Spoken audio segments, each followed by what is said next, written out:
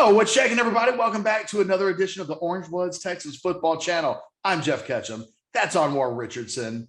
We're talking about Quinn Ewers, the weekend that was, all of the recruiting success that we've seen Steve Sarkisian and his staff have over the course of the last 48 to 72 hours. Lots of stuff to overreact to on a Monday overreaction show. Do us a solid. Like the video, subscribe to the channel.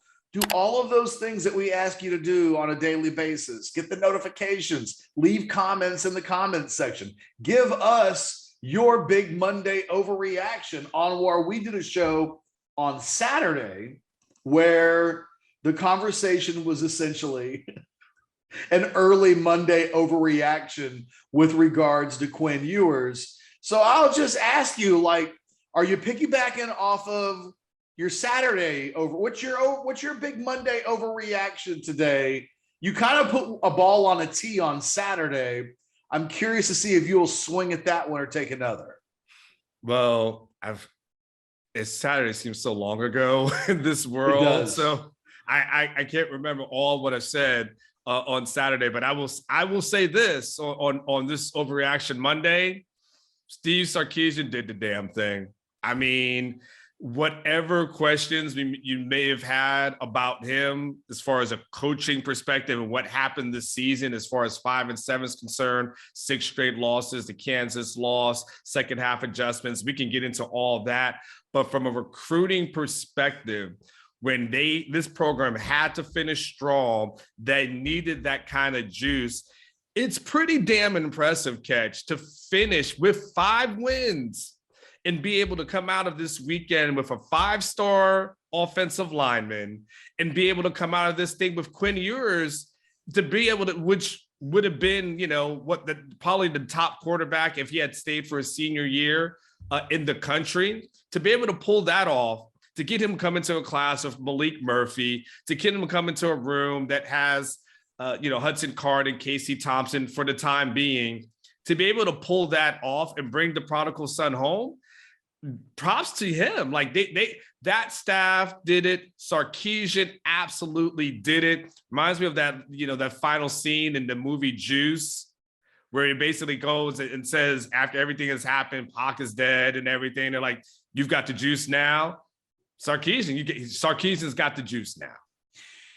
It's stunning, Anwar, that they had a 6-game losing streak. They missed a bowl game. They go 5 and 7.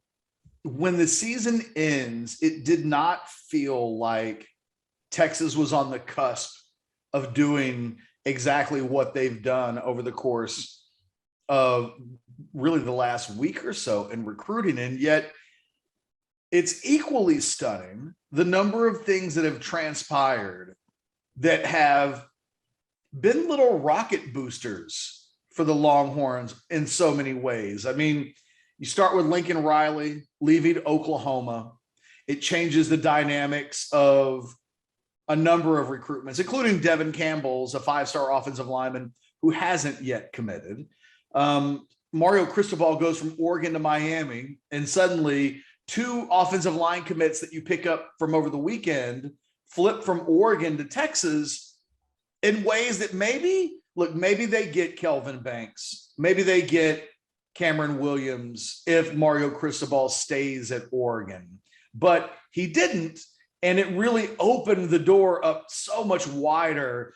You've seen Texas A&M lose their defensive coordinator, Mike Elko. You wonder how that might impact things. You've seen Ohio State. I mean, it's just weird that Texas for so long has been the school on an annual basis that's changing a head coach. They're changing a coordinator. They might be changing both. And it's just constantly new. And in the end, every school around Texas feels like it had a major shakeup, except for the Longhorns. And in a year where they go 5 and 7, and there's get rid of the defensive coordinator, get rid of the wide receivers coach. What's up with Kyle Flood? Get rid of him. Bring in some guys. They're going to shake it up and bring in the recruits. Texas, weirdly, its stability with the staff has kind of opened the door for this to happen, because Texas is one of the few situations where most of these kids, it's the same from the beginning of their recruitment or the meat of their recruitment until signing day, that Texas isn't the one having the shakeups has really proved to be beneficial. And you just couldn't see it when the season ended a couple of weeks ago. There just would have been no way of knowing, like, hey, Anwar, you just wait. All of this is going to happen. And it would have seemed far-fetched at the time to think, well, all of those things are going to go in Texas's favor. That, it feels like every little bounce that's transpired since the end of the season has gone Texas's way. And you've been here almost a decade now. That is not what we are used to experiencing. No. Texas getting all the bounces. And what's even, I think, Catch, what's even more impressive about it, I know you're factoring in like the OU change, the A&M change of the defensive coordinator, Cristobal. But what's fascinating, and where I have to give the staff credit, is these players still had other options and probably on paper had better options, right? Because they had, what makes it a better option? Going to a program that actually went to a bowl game, right? Just saying that alone would say that's a better option, because it's as opposed to being a part of, what looks like a rebuild. And so what's impressive to me was to get people to buy into the vision of where they think this program is going to be at some point, for them to ignore what they saw this year or see it and say, this is how I can be the solution to it to help make Texas better. It speaks to all these players thinking Sarkisian, he's got it. He knows exactly what he's going to do. I believe in everything that he's outlined. And even though I could, so OU is not there. Lincoln Riley maybe is off the table. They probably still have many other good options outside of quote unquote Texas. Maybe A&M, decent defensive coordinator. There was still some good options that were out there. It wasn't like, well, you either go to, A&M, Texas, or, lower level school, D2, D3, something to that effect. So to be able to sell the vision and get guys to buy in, that's impressive to me, Ken. I'm talking that to me, from a recruiting perspective. And again, you're the historian here, so I'll defer to you from a recruiting perspective. I mean, first of all, how many times, I guess there's been 3 times over the last whatever year the team's finished 5 and 7. But to be able to bounce back and get key guys as a part of your class, key building blocks, the offensive linemen, the quarterbacks, like that, I don't know, man. You got to tell me when you've seen a job that's more impressive than this. For my Overreaction Monday, from a recruiting perspective, that has to be one of the most impressive recruiting situations, and being able to get that kind of payoff based on the circumstances in school history. Based on the circumstances. Yeah, look, it doesn't make sense, Anwar. I mean, I think your point is valid in the sense that if we go back to the summer, when Kelvin Banks originally made his decision and committed to Oregon. And look, real quick, before I go off on this point, I just want to say one of the things that I said on Saturday, I'll say again, kudos to Kyle Flood and the rest of the staff. They were taking L's early on, and they didn't do what fans do, which is, oh, well, screw him then. We'll go out and get the next guy, and that guy can go to hell. Or they just kept recruiting the kid. And you wait for a door to open up, and doors opened up. And look, that only matters if you're ready to seize the opportunity. Kudos to Texas for being able to do that. None of this makes sense, though, because when Kelvin Banks made his decision earlier in the summer to go to Oregon, there was a moment when it looked like he would end up going to Texas. It looked like Bryce Anderson, who's an A&M commit right now, it looked like he was going to go to Texas. And so it looked like Texas was going to get this run of commitments early in the summer that would set the stage for potentially what we're seeing right now, except kids weren't giving Texas the benefit of the doubt. I mean, they wanted to see Texas do it, but the rub was that they were making decisions before Texas would have an opportunity to do it. Texas didn't go 9-3 or 10-2 and then create something that the kids could go, oh, now I've seen it. Of course I'm going to buy in to Steve Sarkisian in Texas. Correct. Instead, Texas had one of its worst seasons in school history. It's like nonstop comparisons to 1956, a season that never even registered for me until this season because Texas kept losing games. And it was like, oh, the last team that did this, 1956. And it was like, so on paper, Texas didn't do the thing that all these kids were saying we want them to do. Matter of fact, they swung and missed horribly. And yet, it's almost like there's no punishment for that. And I, at some point, like when this thing all cools down, I want to contact like Kelvin Banks and a few of these guys and go, okay, what changed? What changed? Because what you guys were saying in the summer, what you were demanding didn't occur. And yet, through all of it, Texas has emerged as, you know, I think they're going to finish with a top 5 class. They're not done yet. If you factored in the Quinn Ewers commitment, we could be legitimately talking about the #1 recruiting class in the country.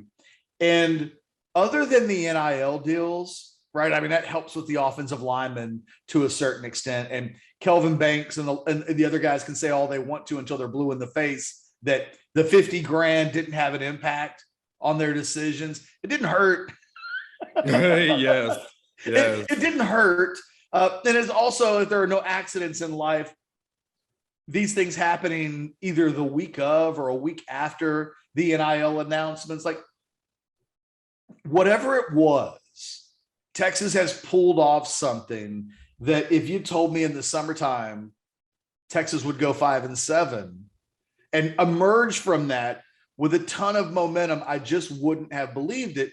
It speaks to, we thought this staff was a staff full of proven, really good recruiters when they were hired.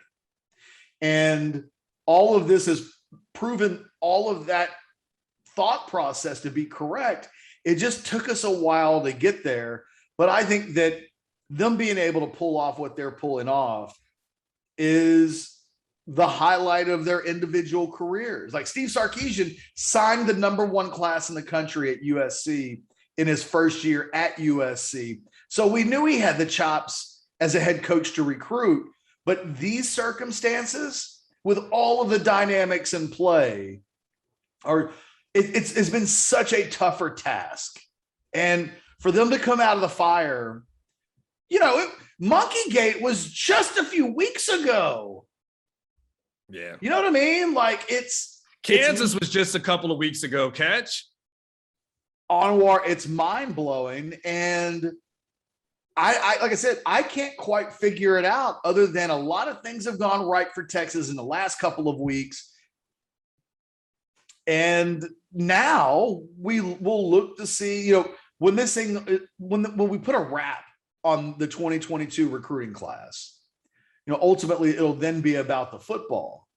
But for now, this coaching staff and this recruiting class has given every fan in the program a reason to look forward instead of looking backwards at 5-7. It will be up to this staff now to build on that, because you lose to Alabama and you lose to UTSA in the first month of next season, and you're right back. You know what I mean? Then you're right back to, I think, doubts existing.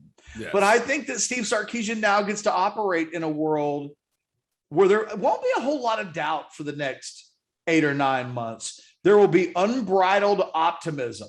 And dealing with that now is the next step for them, because it's still a program that has some culture issues inside the locker room. Humpty Dumpty still has to be put together again. And the defense has got to improve. Like, there's a lot of reasons for excitement, but it's still a program now that has to go out and do maybe the hardest thing, right? Is win a lot of games. Don't lose. Don't have blowout. All of the things that happened this season, Sarkisian will have to improve on next year. And he'll have to do it with a team that on paper is going to be really young. You can see where they're going to be leaning on a lot of young players.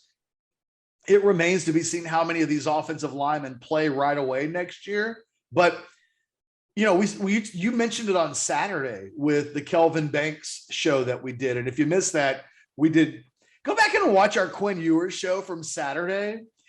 It's pretty funny. And now that we know the end result, you know, I was putting myself out there and creating potential memes with my brain exploding. Should he have gone to, like, there in a world where he doesn't pick Texas, that video would have been played. Oh, that it would have been bad forever. We had to take that video down. Like, otherwise it would have been like, instead of 85%, people would just be linking that video every 5 seconds. Yeah. That we're in this position now. It is, I would love to have been a fly on the wall in the Texas coaching staff meeting rooms over the course of this weekend, because you and I both know they've been very confident about how this thing would end. They could have never foreseen the dynamics. You know, it's a little bit like in 2015 when Charlie ends up with Malik Jefferson. And it was like, well, I told you we were going to finish strong, and that you just got to trust us that we were going to get a top 5 recruiting class because that's who I am. And I was like, well, Charlie, you never could have guessed that Kevin Sumlin would mismanage the Malik Jefferson recruitment. But you know what? The thing about recruiting, the hows and the whys don't matter. It's a bottom line business. And when this thing's over with, it looks like they're going to have quite possibly a 5-star quarterback prospect in their hands and the nation's #1 offensive line class. And if I told you nothing else about this recruiting class back in February, other than they get Quinn Ewers and the best offensive line class in the country, you wouldn't have found a Texas fan that wouldn't have snapped your hand off to take that deal immediately. So I was content on Saturday when I told you when they got Banks. I was like, he's done more than enough for me. You were like, shut it down. And I was like, well, they only have 3 offensive linemen on. I was ready to walk away. All you had to do was wait a day. Cameron Williams was ready to join, and then that's why I don't win in Vegas, though. The thing is, now they may actually go overboard on. There's no such thing, right? I mean, the thing is, if they've got 4. You're anticipating Devin Campbell. That's 5. You're anticipating Malik Agbo from Washington State, who's, you know, a guy that I think is probably a little underrated on the national level. He makes 6. And there's that big offensive lineman from Allen, Nato, who they will make room for if he wants to come. We may be talking about a 7-person offensive line class, and not one of them is a throwaway. Not one of them is a guy that you think can't emerge as a starter. When you talk about the history of all of this, I've never seen that in a Texas offensive line class. In fact, I did my rankings in the history of rivals and my 10 thoughts from the weekend over at orangebloods.com. And if you're not on our website, you need to change that right away, because it was one hell of a ride this weekend. You look at the previous best offensive line classes that the Longhorns have signed over the years, and the bottom of those classes have always been filled with guys that I don't think had a lot of upside. Again, no matter how many guys they sign on the offensive line, every single one of them looked like a player that could emerge as a multi-year starter / future NFL player. That's what this program needs. It needed a huge injection of offensive line talent as this program gets ready to go into the SEC. And, you know, you and I will both remember the comments that Steve Sarkisian made during the season about they wanted 5 offensive linemen, and they felt like they could have commitments right then and there if they wanted them, but they were hanging on for the big fish. I mean, Sarkisian at this point, to the victor go the spoils. Like, that could have been a moment where Egg 2 months later is on his face if it doesn't go like this. But it has, and he looks like a guy that knew what the hell he was talking about when he made those comments, just as he looked like a guy at the end of the year talking about his quarterback position with the media and not really giving Casey Thompson the biggest vote of confidence, saying loudly, publicly, that they needed to open it up, that they were going to go out and try to get quarterback help.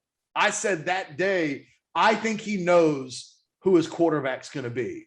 You don't say that and like leave the dudes that you have on your team kind of hanging out to dry unless you feel really good about your options.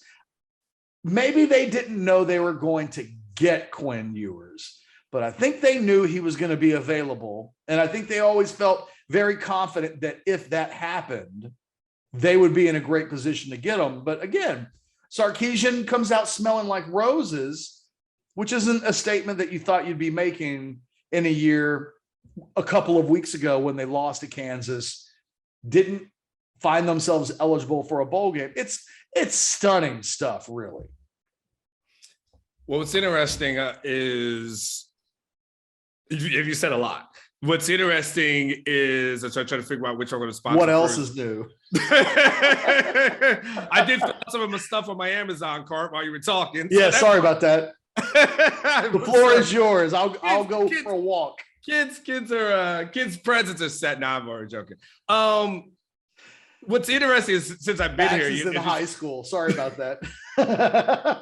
When you think about and you said a decade, so basically since Charlie's first year, Catch, for the most part, there's been like you said, a Malik Jefferson, but Texas has usually been the bridesmaid from as long as I've been here to probably the majority. And of course, you're going to be the majority, but when you start looking at some of the top elite guys in the state, it's been a lot of lean years. And when it comes to offensive linemen, I mean, that has just been non-existent. Like that just, the conversation of Texas needs to improve and recruit better on the offensive line, it actually predates me. Like that's something you guys were talking about before 2014, like for years, how much better this offensive line recruiting needs to get. And I think what's really impressive about what they've done, and this will be a video for another day, and it might be something you only get like one or two questions at most on signing day and on these press conference settings. How much of the recruiting was done, Catch, to compete in the Big 12 right away, and how much was looking forward to the SEC and what they need to do? And some of it, from getting the elite talent perspective, is being able to get this squad ready for the SEC, the big bodies. I mean, they started in Arkansas. They saw what they need to compete in Arkansas against what they would consider what's considered a lower level team in the Big 12, and they got their ass kicked. They got smacked around on both sides of the line, and that's exactly, they need guys like this when you're talking about these offensive linemen, defensive linemen, big, athletic, strong, fast guys to to get past the Big 12, but for the bigger picture as well. And to be able to not be the bridesmaid in these things and finish it off strong, man. Strong freaking performance by them. I know I dropped the F-bomb on Friday. I'll try not to do it today. It's a strong ass performance by this entire staff. They've got good problems going forward. Good problems as far as what do you do with these offensive linemen? How do you get them in? Good problems with the defensive line. Good quarterback problem. We've got a lot of guys. They got to figure out who's going to be the guy and who's going to leave. Somebody's leaving, right? We now know for the most part with Quinn in town, Hudson or Casey, somebody's is probably going to say, I am dealing with this. So they've got some good problems, in their room, and they still got some talent left in the tight end room. We'll see what happens from the wide receiver perspective. They've got some good problems from a talent perspective. And going back to one of your original points, you talk about the fan base. I went on my walk this morning. I walk every morning, and a lot of people in the community, that I live and know who I am. I stopped 2 times, Catch, on my walk by people wanting to talk about Quinn Ewers. like twice. Like people usually just hi and bye me, right? Like, hey, how's it going? This and that. And sometimes they'll say, make a little comment about the team, but no one really breaks my stride. Like for the most part, no one's like, hey, my gosh, I want to talk to you about this. But this was literally like take the headphones out and actually have a conversation. That's how excited that people are.